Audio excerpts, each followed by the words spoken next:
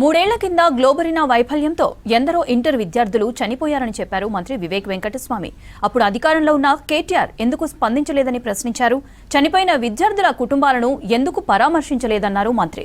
ఇప్పటికైనా విద్యార్థులకు కేటీఆర్ క్షమాపణ చెప్పాలని డిమాండ్ చేశారు వివేక్. 3 సంవత్సరాల క్రితం ఇంటర్మీడియట్ స్టూడెంట్స్ విషయంలో కూడా ఇదే సంస్థ గ్లోబరీనా అప్పుడు కేటీఆర్ సంబంధాలతోని వారు 17 మంది ఇంటర్మీడియట్ స్టూడెంట్స్ చనిపోవడం జరిగింది. ఆ ఇంటర్మీడియట్ స్టూడెంట్ చనిపోయినప్పుడు కేటీఆర్ వారి హయాంలో ఉన్నాడు. అప్పుడైతే వారు ఆ 18 ఇంటర్మీడియట్ స్టూడెంట్స్ కి వారు పోయి పరామర్శించలేదు. వారి కుటుంబ సభ్యులకు కూడా వారు ఏమీ నష్టపరిహారం ఇప్పియలేదు. కానీ నిన్న మంచిర్యాలలో రైతులు పోయినారని చెప్పి ఆయన పెద్ద ఆందోళన చేయడం జరిగింది, అక్కడ స్పీచ్ ఇవ్వడం జరిగింది. అదే గ్లోబరీనా సంస్థ ఆయన వాళ్ళ పార్ట్నర్ అని చెప్పి అందు గురించి ఆయన ఒక్క స్టేట్మెంట్ కూడా ఇప్పటి వరకు ఇవ్వలేదు. ప్రజల దగ్గర స్పందన చూసి మరి నాకు సంబంధం లేదని చెప్పి ఆయన బయటకు వస్తున్నాడు.